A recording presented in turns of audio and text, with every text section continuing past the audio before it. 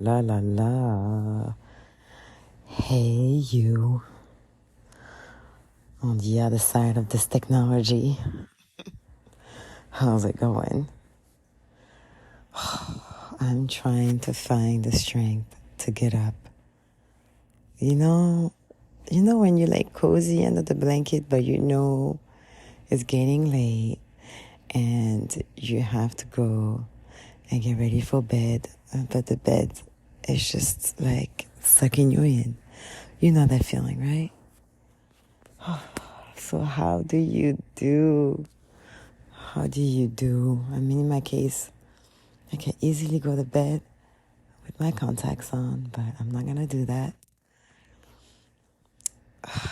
You know, there's like this part of you that's like, you know what, it's okay, just do that. Or like, it's okay, you can just go to sleep. And you always have to push yourself for those little things, even if you don't want to do it. Where do you find that strength? Where do you find that push? Like, what do you do? I mean, obviously, to go to bed, it's like, obviously, I'm not going to go to bed without brushing my teeth or taking out my contact or removing my makeup or anything like that, right? But if you apply it to something that's like bigger, like, okay, you want to stay consistent because being disciplined is the hardest thing in the world. So, yeah. There's certain things you will, like, obviously I'm going to get up. And then we have moments when we're like, oh, no one is watching. It's okay. I don't have to try to be this perfect human being 24/7. But guess what? Yes, we have to pretend. We have to surprise ourselves even when we don't want to do it. Even if it's very, very uncomfortable. Especially when it's super uncomfortable. Finding the strength to push it no matter what. And even if you feel like you're not enough. Okay, maybe I'm mixing too many things at once, but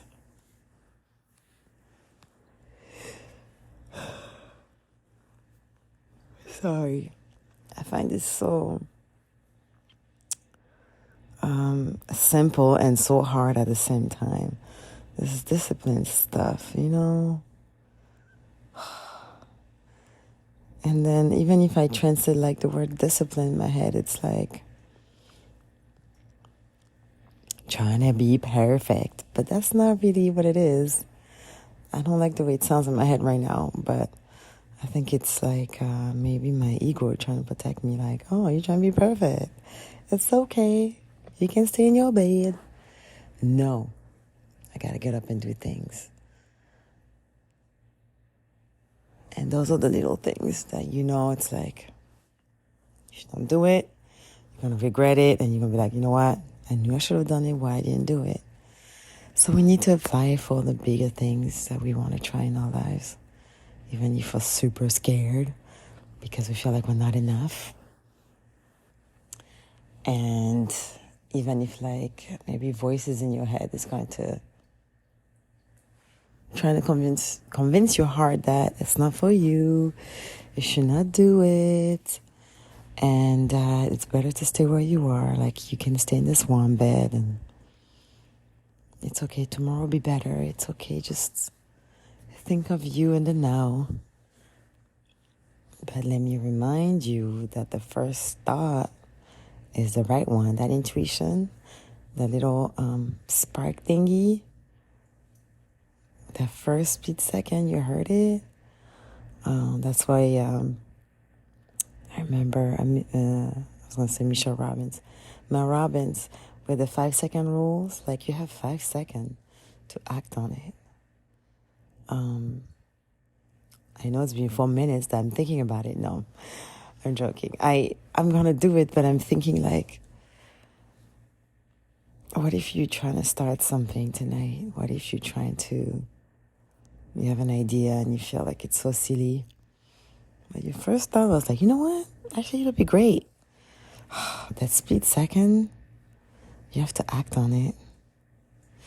if you have your phone in your hand, just write it down on a note, like right away. But more importantly, don't judge it, because what comes after those few seconds is the judgment or the excuses not to do it, when you know it can just push you and bring you like a step forward, you know? So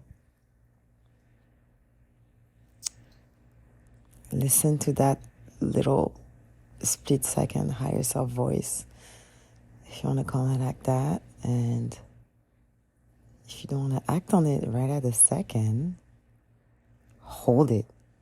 Like, hold it for dear life. And keep repeating it to yourself until you actually do it, because you're so afraid to forget it. And you know, it could be that million dollar idea, right? So just hold on to whatever you hear that first second. What comes after is just going to convince you not to do it, because you know your ego doesn't like to get uncomfortable. Nope. And doesn't like change, because it likes to know what it knows. Okay? That doesn't mean it's your enemy, because I'm tired of people talking about the ego as the enemy. It helps you like build like who you are today, your personality and everything.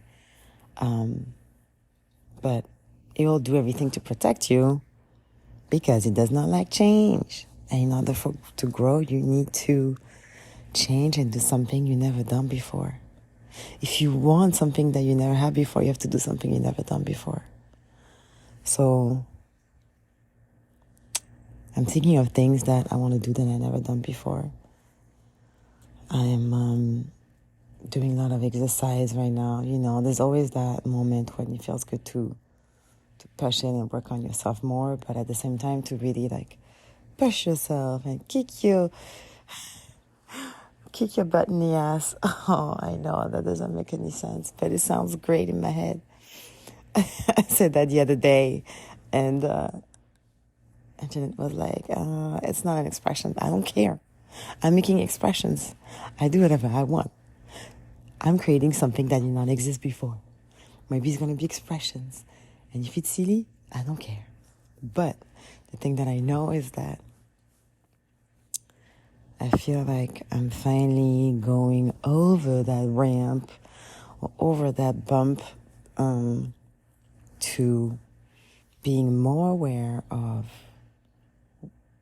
it's not when I'm judging myself, because I realize I've been judging myself way too hard. And then you realize that it's not even your voice sometimes. Like, I can definitely hear my mom's voice, my dad's voice, and